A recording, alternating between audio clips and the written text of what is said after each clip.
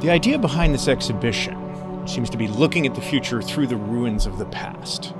Reminds me of the genre of science fiction known as cyberpunk. These stories represent not a shiny utopia of the Starship Enterprise or the sort of deadly efficiency of a Death Star, but some reality in which technologies are often broken, especially those technologies from the past.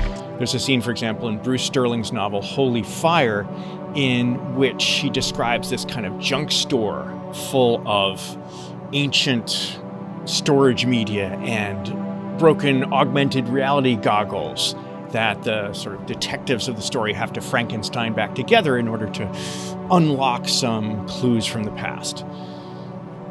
This idea of managing to somehow rewire obsolete systems and get them working doesn't end up with a perfectly seamless holodeck experience. Instead, it actually ends up being glitchy, and there are problems recovering lost data. And all in all, this vision, I think, is much more realistic, even if it's a little more depressing, than the technology we usually see in most science fiction. So it's also more realistic than the promises we get of a shiny, seamless digital experience from today's tech companies. In a speech given at the Guggenheim in 2001 for the first conference on variable media, Bruce Sterling said, "The future is just a kind of past that hasn't happened yet, and obsolescence is innovation in reverse." What did he mean by that? Well, magnetic tapes and CDs and web plugins were all innovations in their day. But now we know that CDs delaminate and magnetic tapes demagnetize and flash is dead as a doornail. Cultural landmarks also can be prey to a kind of non-technological obsolescence or decay or damage. Whether they're the targets of cultural terrorism and genocide or victims of climate catastrophes like floods and wildfires. This leaves us with two alternatives. One is to romp around in the ruins of our high-tech culture, right? When we can't access anything anymore from dying floppy disks or game consoles that no longer plug into our current, electrical outlets. We can either pass judgment on the excesses of consumer culture, or we can hold some kind of memorial service to commemorate their nostalgic value.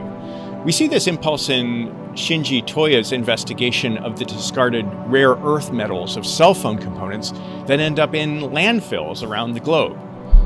Now, as human beings, we have to find other ways to make hardware that doesn't degrade our natural environment with these toxic chemicals.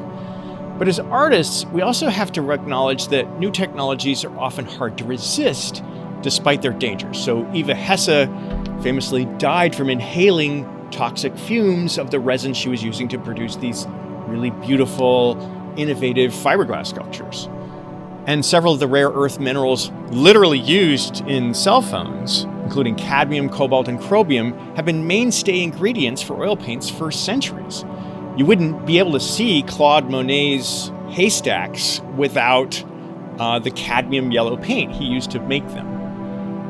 Now, apart from singing elegies to the dying and dead, we have a different approach to dealing with the obsolescence of the past.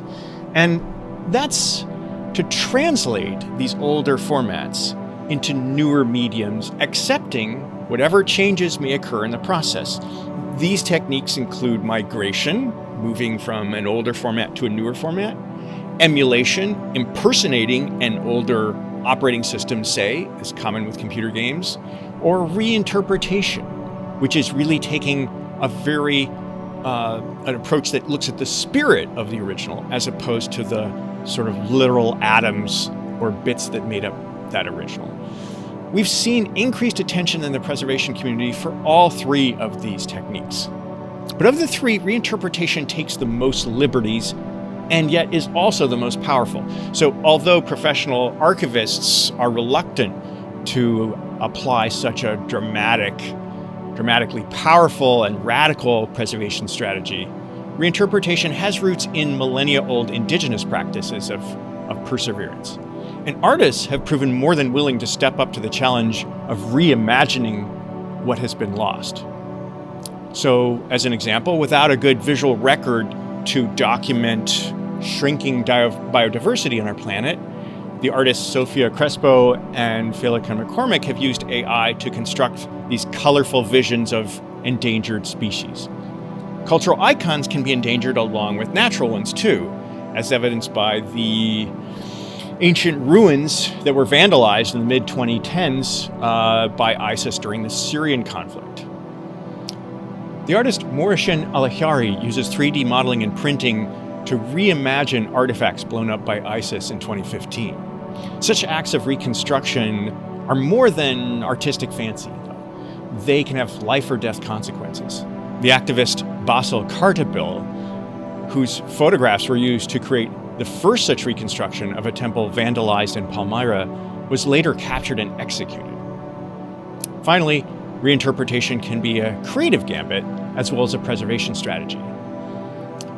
Kumbirai Makumbe fashioned sculptures out of clay and then 3D scans and prints and then finishes them as physical objects. This chain of translations from analog to digital and then back again may seem like a sort of tortuous transition or series of steps, but this is exactly what our future holds for digital technologies. There's no such thing as an archival format for digital media.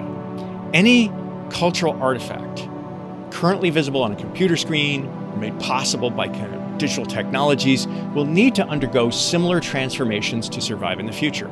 The metaphor for digital preservation is not a slab of granite that endures by remaining fixed, but more like a stone skipped across waves of an unpredictable and constantly changing future.